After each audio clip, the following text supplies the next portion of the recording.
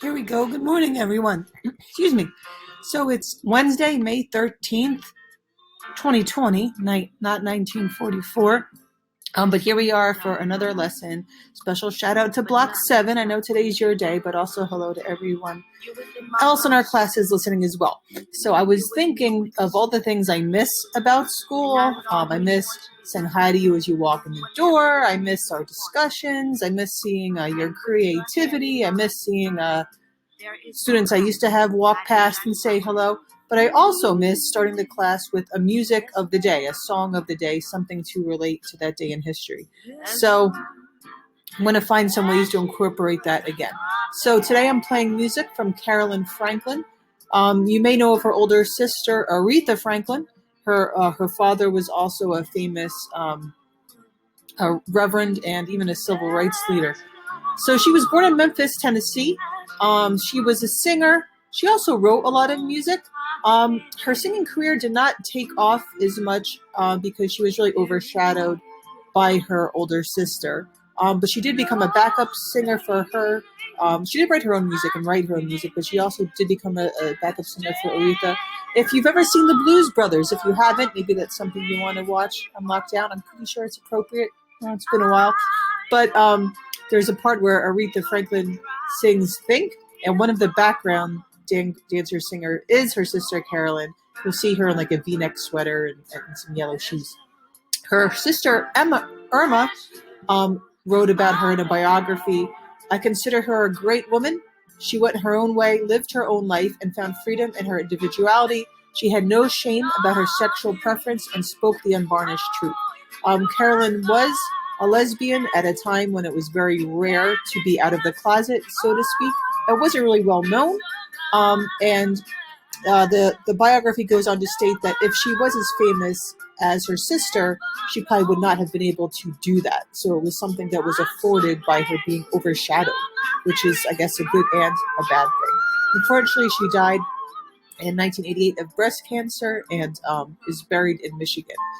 All right, so here's a song of hers. Maybe you want to play some today if you're into R&B. All right, so I'm going to do something new. I'm trying two new things. Of course, I just extended today's video by including this music, but I noticed that a lot of people in the beginning of this lockdown said they wanted more news, but then as I saw the video, a lot of the people weren't really watching it. I think they were just fast forwarding to the assignments of the day. So I'm trying a different method, and that's the news in 90 seconds. So today I have my timer. I'm going to go over the New York Times news in 90 seconds. So here's three headlines. Americans are more on the move, even as new warnings are being sounded. Not as much in the Northeast, but still to some degree.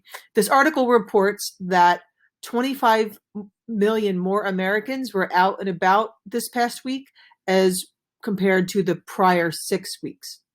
Now, yesterday, Dr. Fauci and other public health officials testified before Congress. Maybe you saw some of it on C-SPAN. And Dr. Fauci warned that there is a real risk that you will trigger an outbreak that you may not be able to control. So there is a legit warning as people move around more about the virus spreading.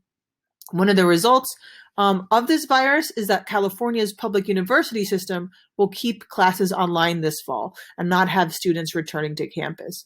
I'm sure you guys are starting to wonder, what our school look like in the fall? I guess we don't know yet, but as we see what other schools are doing and maybe giving us some clues and some hints. Of course, we're not a university, but still, so it's a place of public learning where lots of students from other places come together.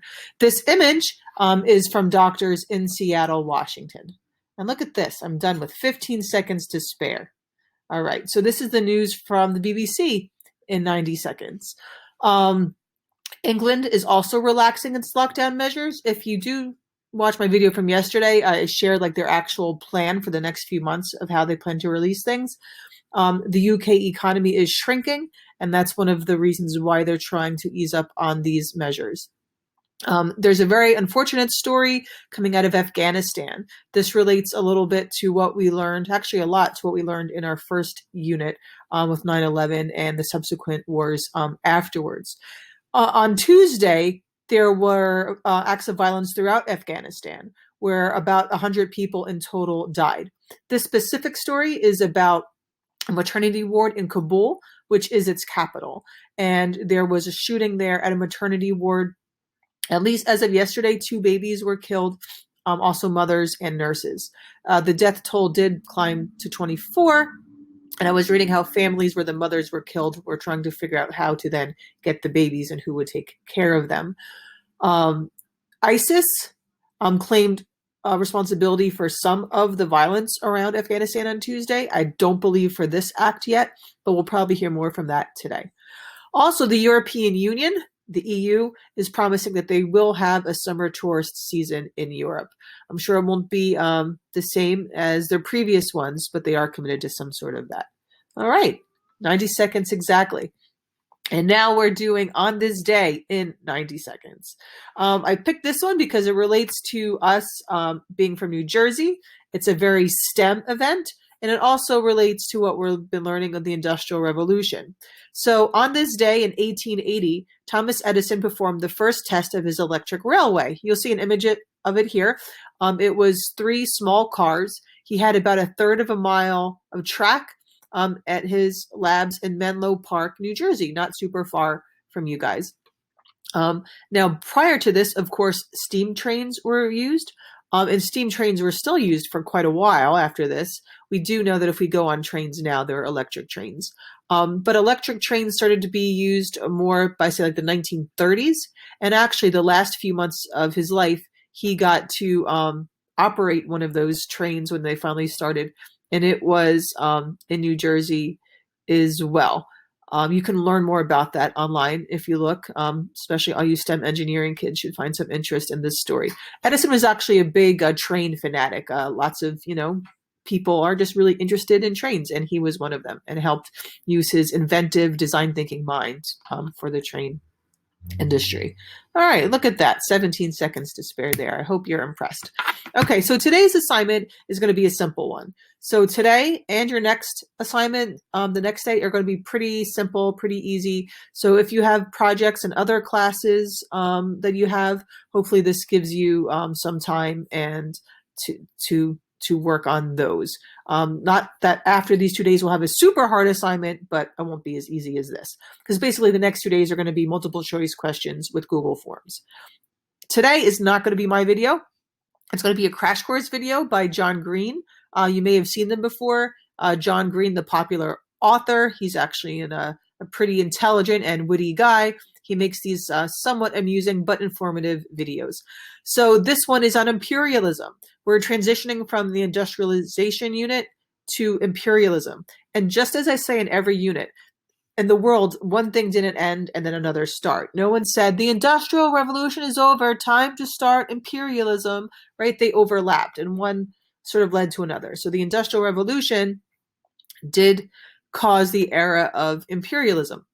So this is just some background onto that.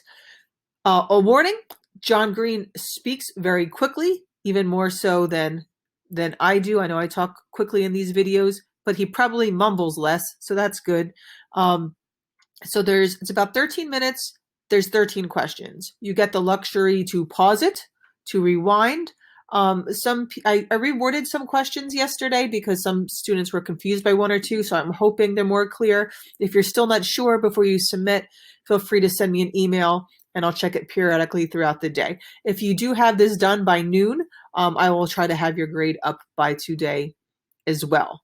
Okay? I hope everyone is doing well. I hope your families are well. I hope you're healthy. I hope you're safe. I miss everyone.